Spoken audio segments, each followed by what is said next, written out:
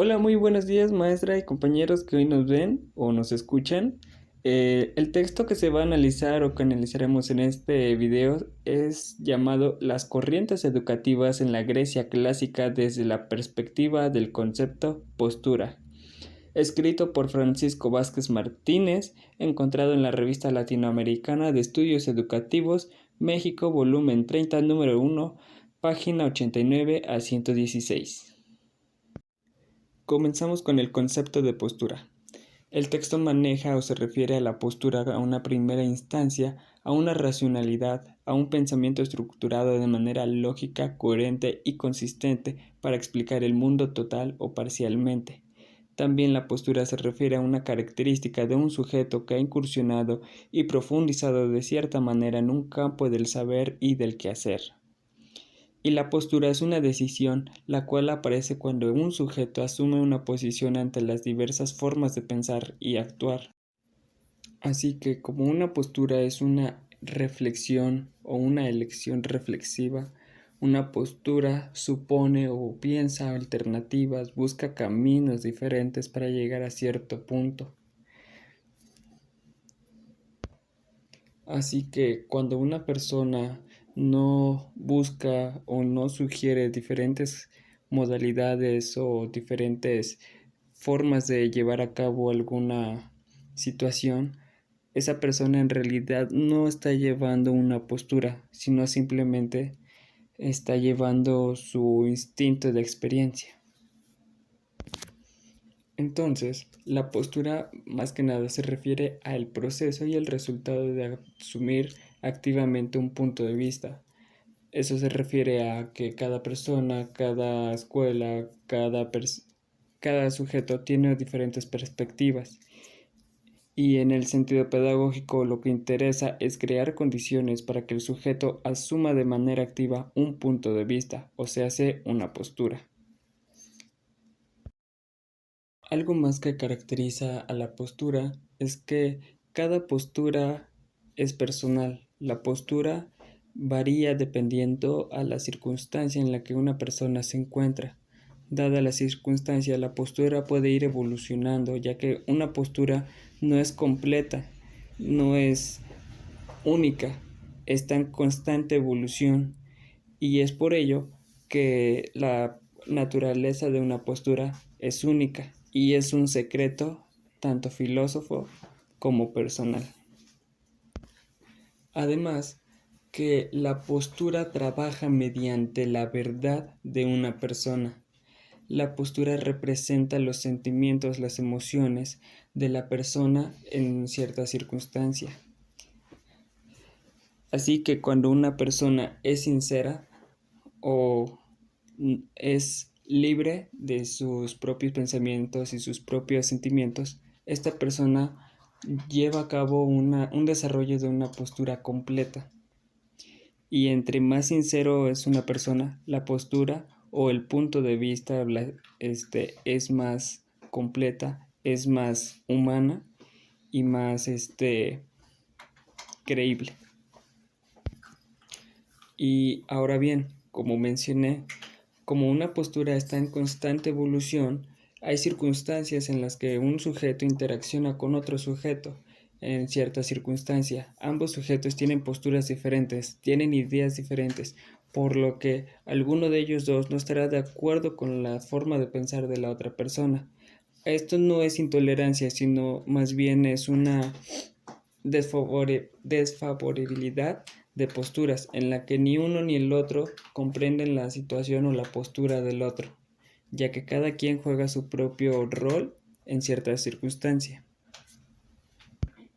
Así que el negar, menospreciar, intolerar o estar en desacuerdo o discordia con otras personas, con sus puntos de vista o su forma de pensar o respecto a su postura, estamos formando una no sana convivencia. Debemos mantener lo que es ahora una formación ciudadana, una formación de valores en la que nosotros respetamos la forma de pensar de otra persona, así como la de nosotros, ya que ambas ideas tal vez no sean iguales, pero ambas ideas tienen el mismo peso y tienen el mismo valor. Así que hablamos de humanidad y de tolerancia y sobre todo de educación. Ahora bien, terminado con lo que es el concepto de la postura, pasamos al punto número 2, el cual habla sobre las corrientes educativas en la Grecia clásica. Cabe mencionar que cada corriente del pensamiento y acción en educación fue llamada base al nombre del autor que la definió por primera vez. Es por ello que tenemos las corrientes socrática, platónica, genofóbica y protagórica. Cada una de estas corrientes se diferencia de la otra. Por ejemplo, la platónica se refería a los gobernantes, la genófica a los trabajadores y súbditos, la protagórica a los ciudadanos y la socrática correspondía a la formación de sabios. Ahora comenzamos con la primera corriente, la corriente socrática o de formación de personas sabias. Como fundamento teórico, nos muestra que para conducir el alma a la filosofía se requiere reconocer la ignorancia propia y la de los demás, ya que saber es solo poder divino, la misión del hombre es aspirar al saber. Entonces, nos referimos a que para poder llevar a cabo esta corriente debemos visualizar primero nuestro ser interno.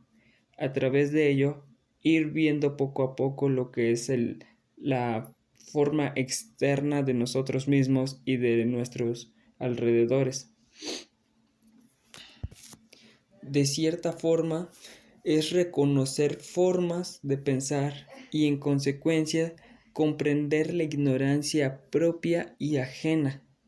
Básicamente se refiere a un cultivo de alma. Como segundo punto, tenemos el tipo de ser humano que pretende formar la educación socrática.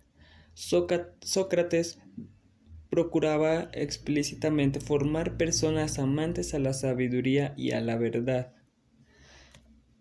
ya que decía que el amor a la sabiduría y a la verdad se manifestaba fundamentalmente en el desprecio a otro tipo de valores como lo es la riqueza, los honores y el poder, así como una actitud crítica. Para él, el amor a la sabiduría obligaba a las personas a combatir por la justicia en un sentido sabio en el que un hombre alejaba el poder público. Él preferiría tener acceso al conocimiento a tener acceso al poder.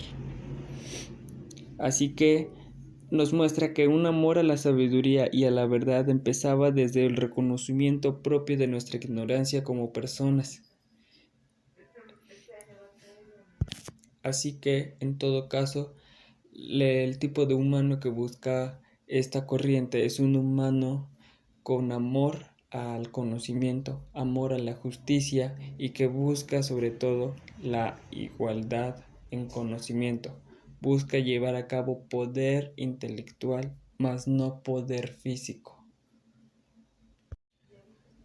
Como punto número C tenemos los contenidos y métodos de la educación socrática.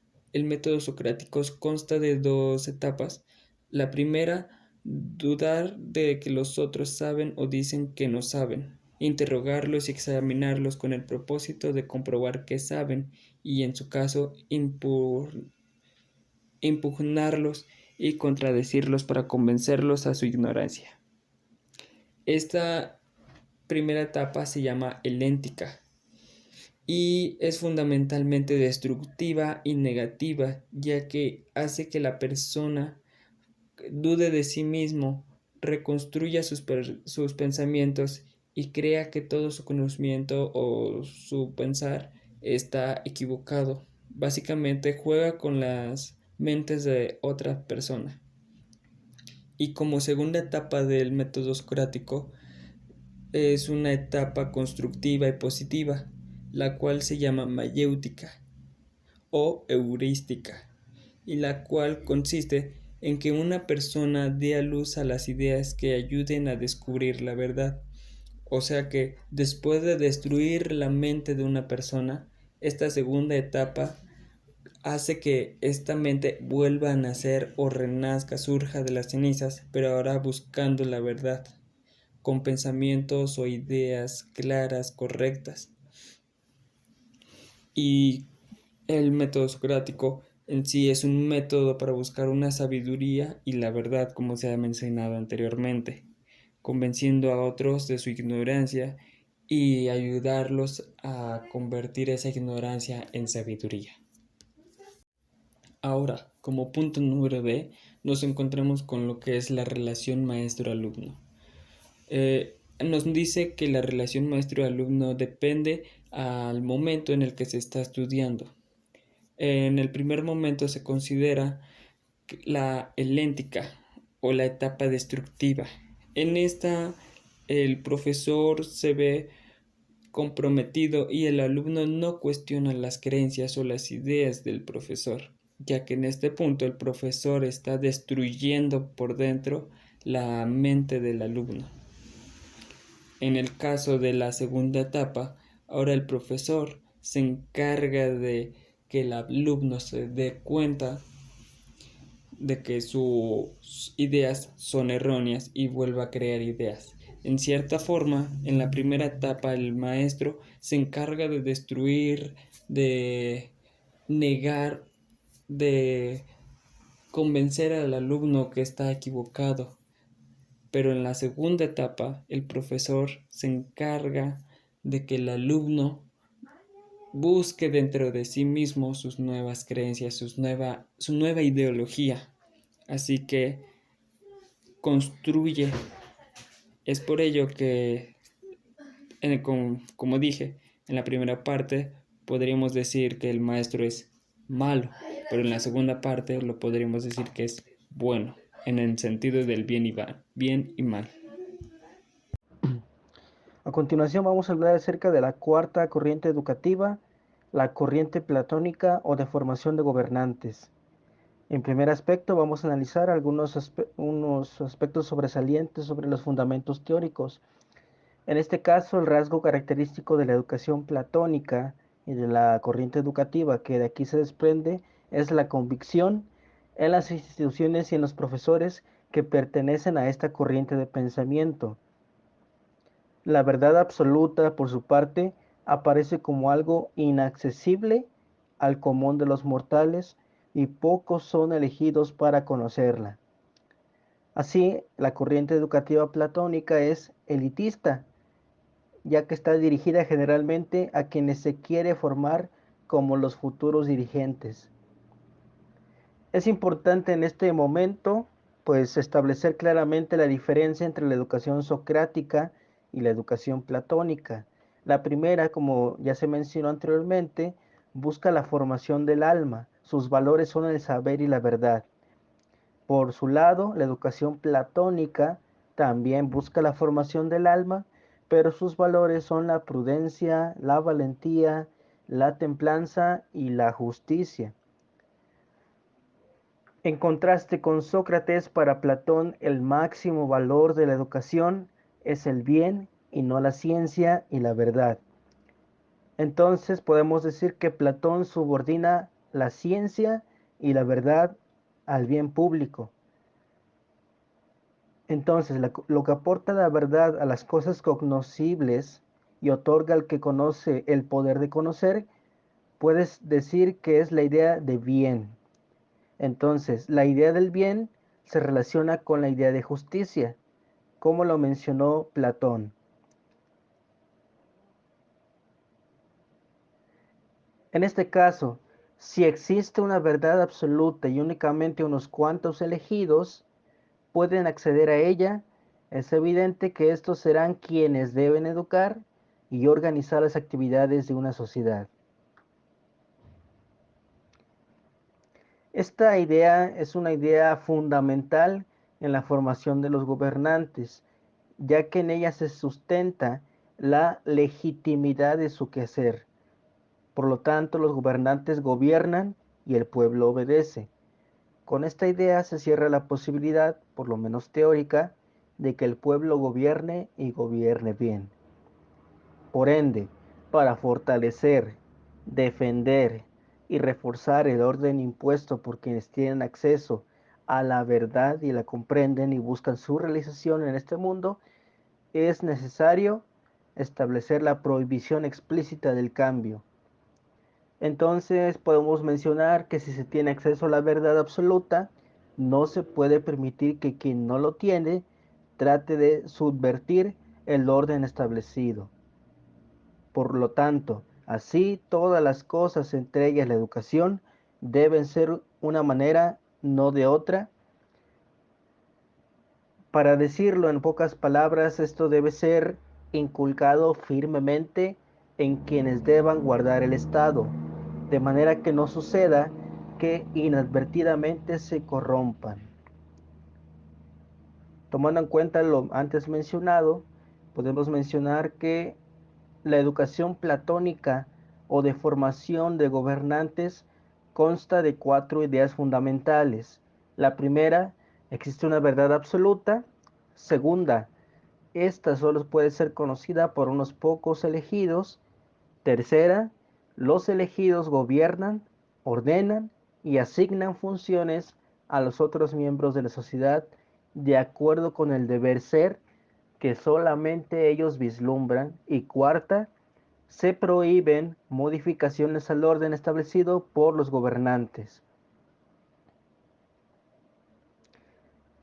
Otro de los aspectos que analizaremos es el tipo de ser humano que se pretende formar en esta corriente educativa.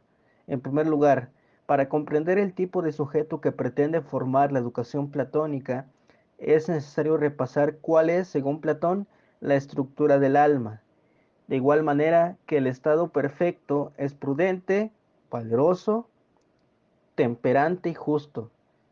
Y por lo tanto, los hombres y las mujeres que vivan en este estado serán prudentes, valerosos, temperantes y justos. Tanto la prudencia, el valor, la templanza y la justicia podemos decir que tienen su lugar tanto en el estado como en el alma de las personas. En el estado, por lo tanto, la prudencia y la justicia están en los magistrados, el valor en los guerreros y la templanza se extiende por todos sus miembros. Entonces podemos decir que el perfil de los magistrados y de los guerreros será el siguiente, bajo esta corriente educativa: imbuidos de respeto y honor a los dioses, valientes que pierden el temor a la muerte, con templanza, sumisos a los que gobiernan y dueños de sí mismos en todo lo que concierne a la bebida, a la comida y a los placeres de los sentidos.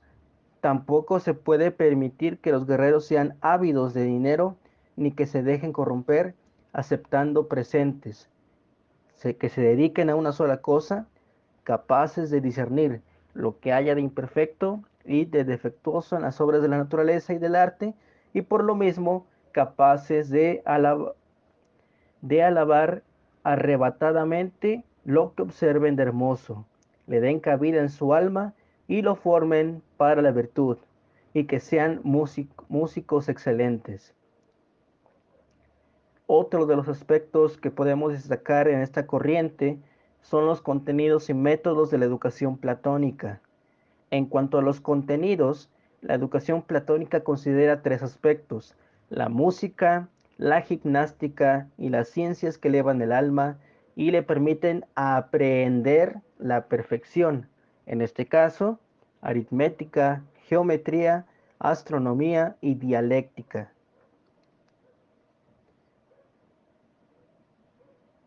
Ahora bien, Platón recomienda evitar los castigos y las humillaciones que envilecen el espíritu y lo degradan.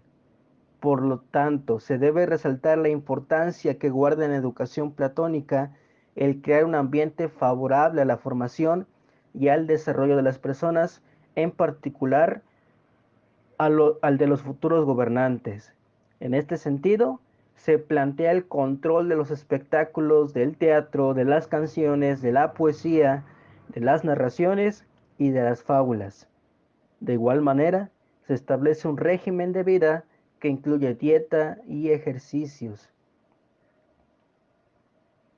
Se puede decir que Platón está totalmente consciente del papel importante que juega el ejemplo en la formación de las personas por la importancia que tiene la imitación durante toda la vida y en particular durante los primeros años. Así, el control de lo que se puede ver y oír conserva una importancia trascendental y supone erigir modelos de comportamiento ideales. Ahora, pasando a uno de los aspectos fundamentales en la formación de un docente, encontramos la relación que debe existir entre un maestro y un alumno. El profesor es un sujeto que enseña, que ordena, que prescribe, que promueve, que recompensa y que dirige hacia donde él quiere a los alumnos sin que interese por otra parte lo que el alumno piense, sienta o desee. Todo ello sin forzarlo y sin utilizar la fuerza, preferentemente utilizando el juego. Y por consecuencia, al alumno se le reconoce y promueve de acuerdo con la fidelidad con la que reproduce las enseñanzas del maestro. Ahora pasando a la quinta corriente educativa, la corriente xenofóntica o de formación de trabajadores. Los fundamentos de esta corriente son que la educación es para todos, pero cada persona debe ser educada de acuerdo con su naturaleza. El hombre como hombre, la mujer como mujer, el esclavo como esclavo y el hombre libre como hombre libre, etc. Y que cada sujeto se responsabilice de lo que le corresponde. En este caso, la educación que propone Jenofonte en el económico, una de sus obras, es concebida como parte de la administración o, mejor, en función de la administración y las necesidades de ésta. En general, la educación se supedita a los requerimientos económicos. Así se entiende las características que busca crear o desarrollar en las personas esta corriente educativa.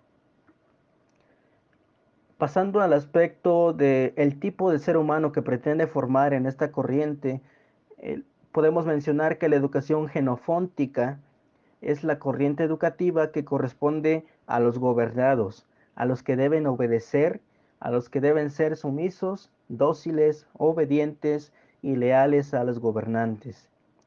Lo que menos importa en la educación de los gobernados es que conozcan la verdad, sea absoluta o relativa.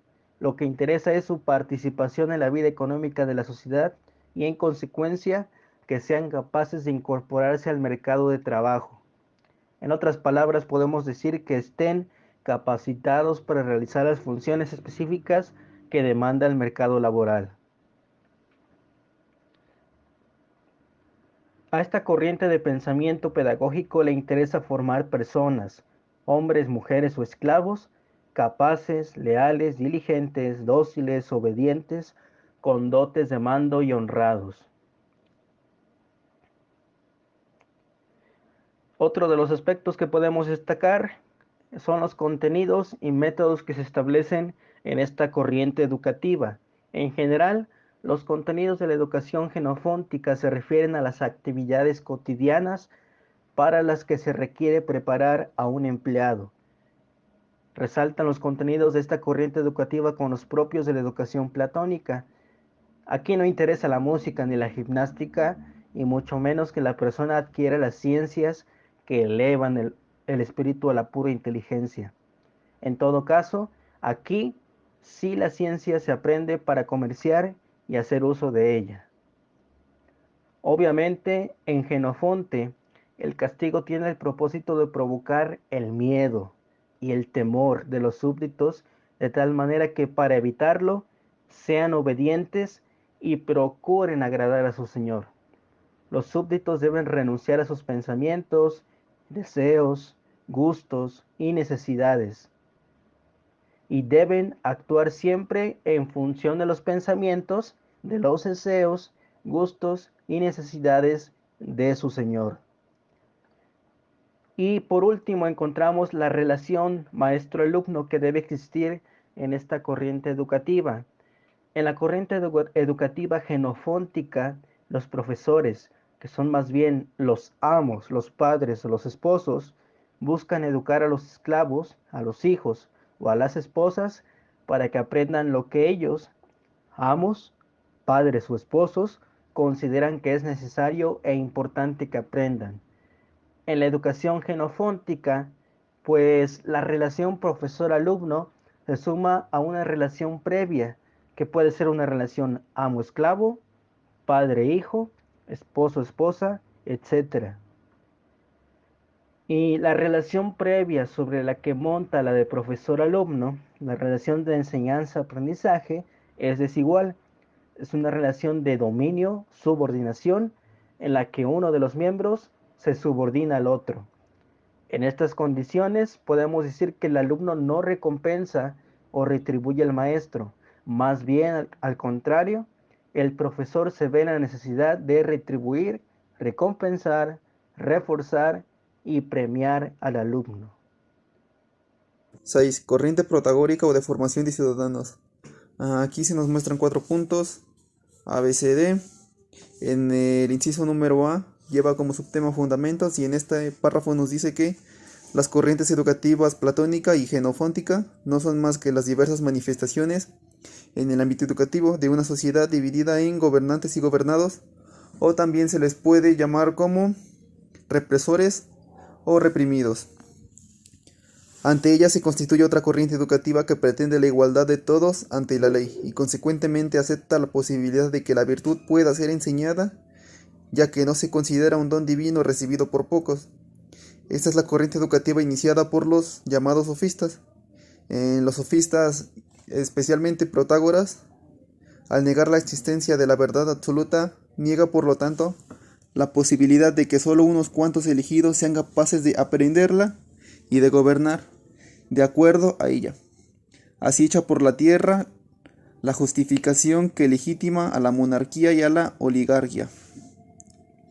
En esta corriente protagórica, más que nada es la manifestación educativa de una sociedad democrática. Lo que ella pretende no es formar buenos gobernantes ni buenos obedientes o trabajadores, como se le conoce, sino buenos ciudadanos, personas capaces de defenderse en un tribunal y desenvolverse en una asamblea. Esto quiere decir que para ello nosotros debemos tener un papel muy importante como ciudadanos, ya que al elegir nuestros gobernantes debemos de tener en claro y debemos de tener los aspectos más arraigados de acuerdo al tipo de gobernante que queremos y si creemos que va a solventar nuestras necesidades de acuerdo a nuestro contexto. Además nos dice que los sofistas parten del supuesto de que la virtud se puede enseñar, de que la educación puede ofrecer lo que la naturaleza niega. Los sofistas, en especial en Protágoras, afirmaban ser capaces de formar buenos ciudadanos y de enseñar la prudencia a todos, virtud que para Platón, como se recordará, residía únicamente en una minoría selecta. En el punto número B se nos menciona el tipo de ser humano que pretende ser o formar. La corriente educativa protagórica o de formación de ciudadanos pretende formar ciudadanos, hombres de bien y virtuosos.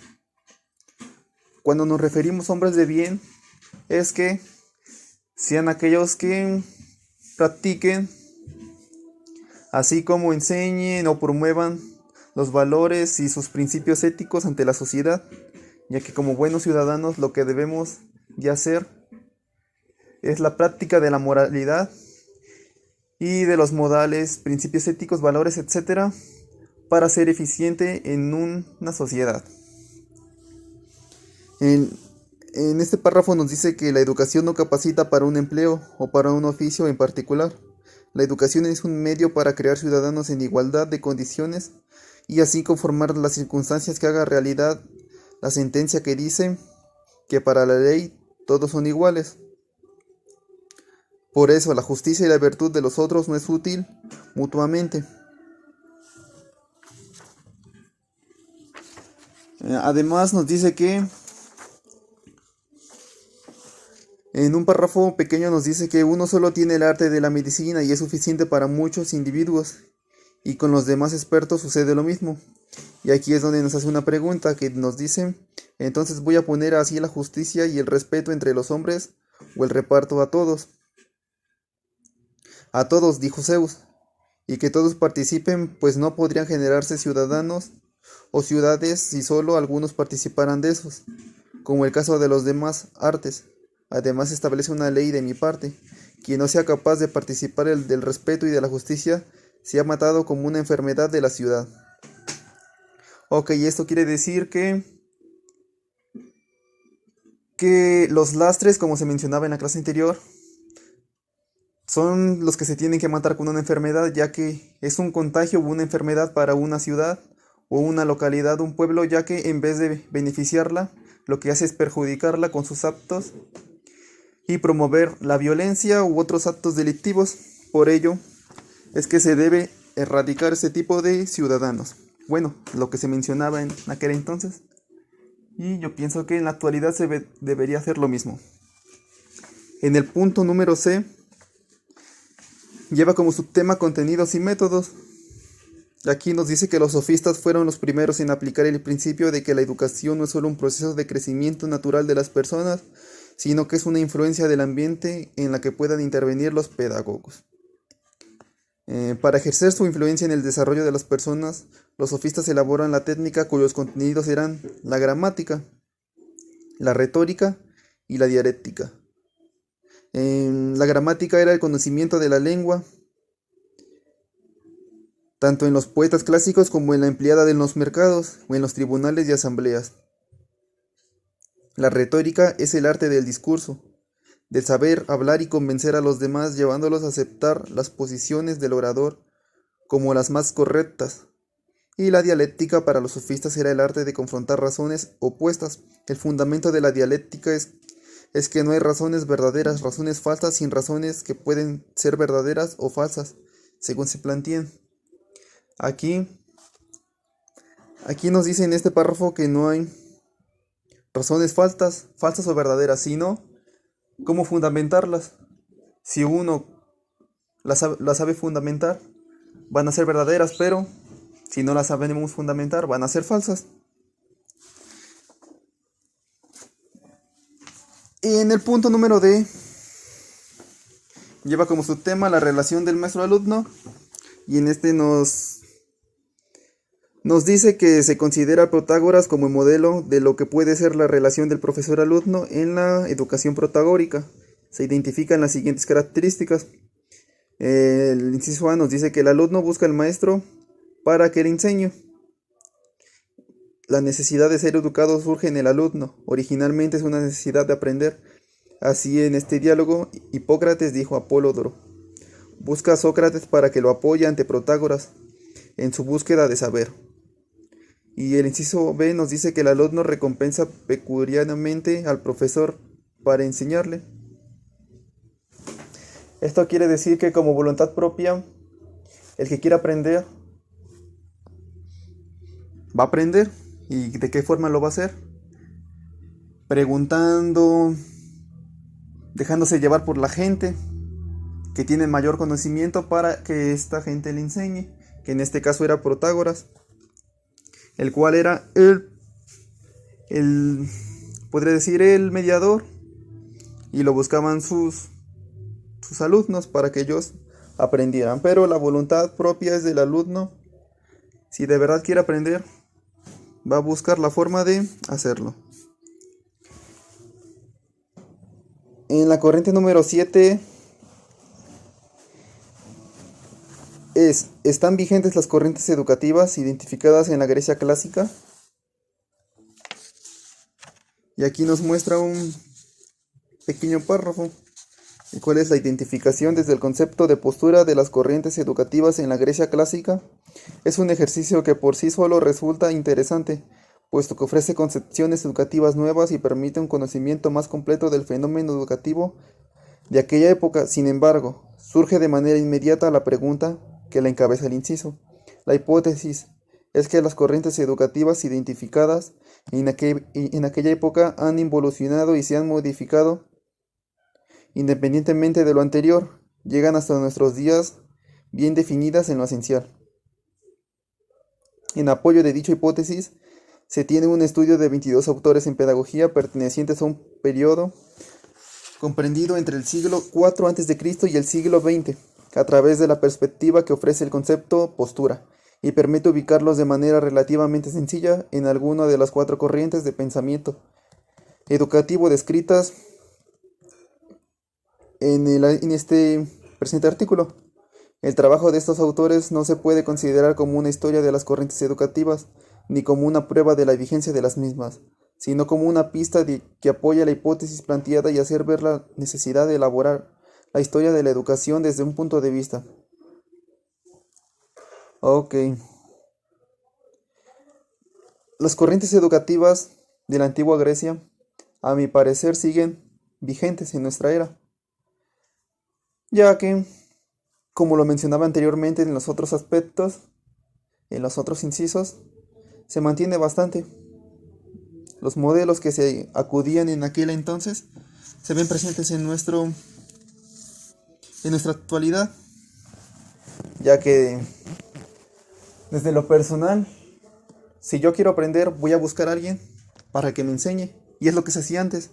El alumno era el interesado y el que debía buscar las fuentes, la información, la ayuda para que pudiera ser enseñado e instruido mediante un docente, un mediador, y pues de esta forma adquirir los conocimientos necesarios para hacerle frente a la vida y a los distintos aspectos de manera formativa en su formación académica. Y con esto cerraríamos ese trabajo. Gracias.